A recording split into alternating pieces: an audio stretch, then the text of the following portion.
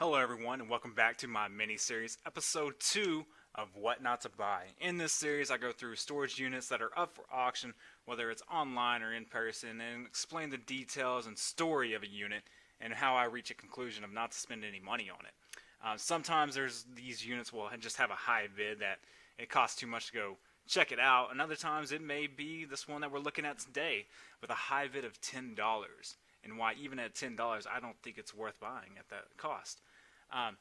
Since this is episode 2, I'm going to go through the basics really quickly.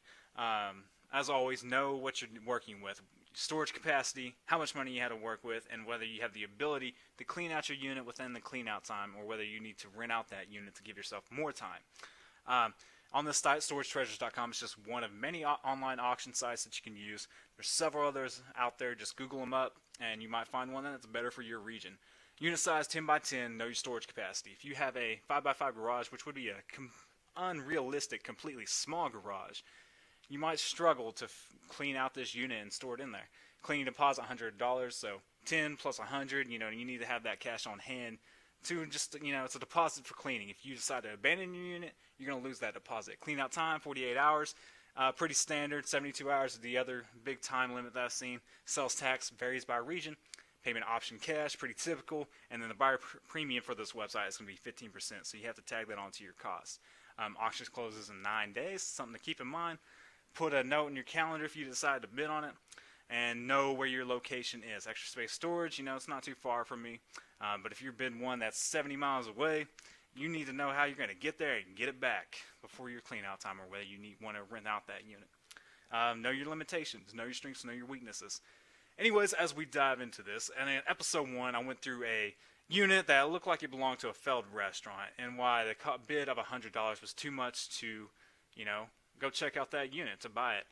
In this one, the current high bid is $10, and a lot of people would be tempted by this bid to, you'd have to hit $20 to buy it, but they'd be tempted by that just to go in there and get some free stuff they can maybe flip for $30, $40. If you look in this unit, as always, click the thumbnail, click that to enlarge, and it brings up this picture over here on the right. If you look at the unit, you can see instantly a leather couch, bar stool, TV stand, boxes of stuff. A lot of people like boxes. Just going through them, they might find some smaller valuable items they could sell.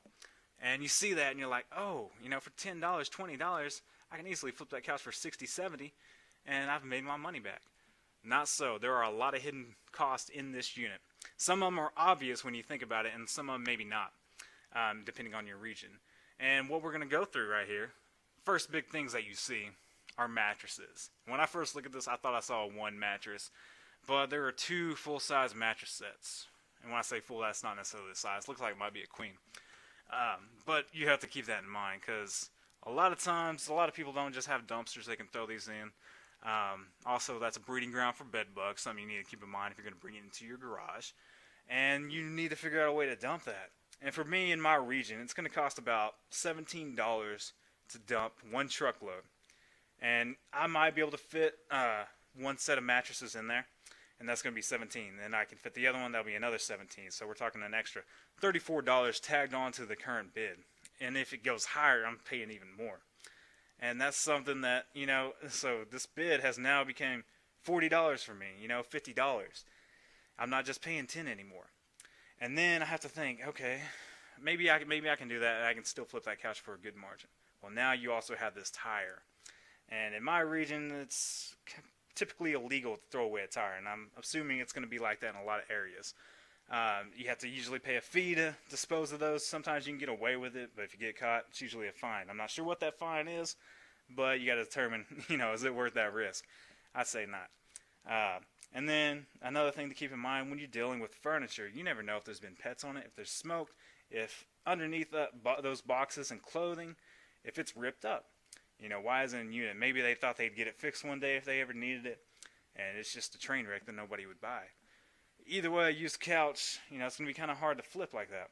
And then you look at this TV stand. Well, maybe that's an extra $30, $40. But if you've seen this model of TV stand before, there's usually glass panes within these TV stands. Those are missing.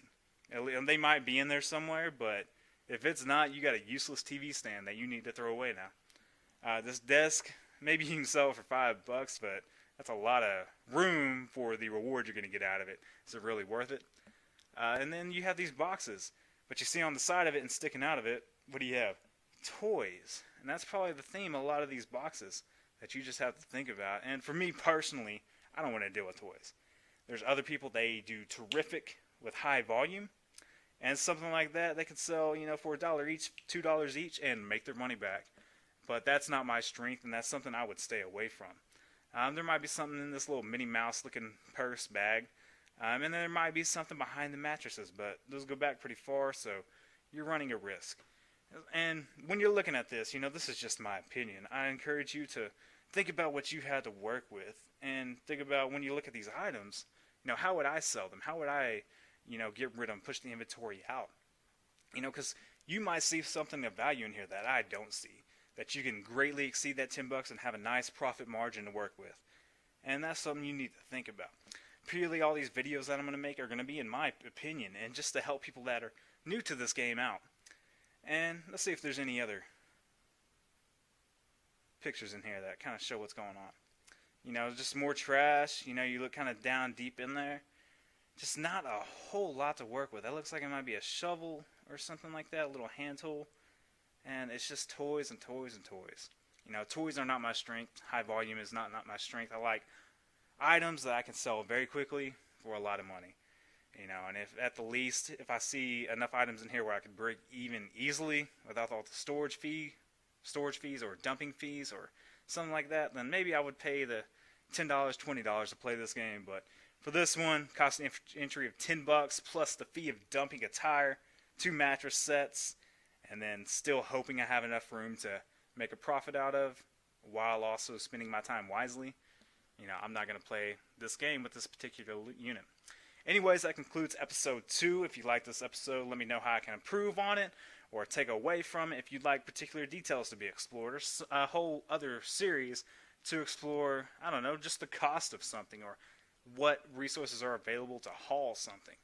Anything like that. Hit me up, comment below, direct message me if you're on my social media, message me on there. I'm open to advice.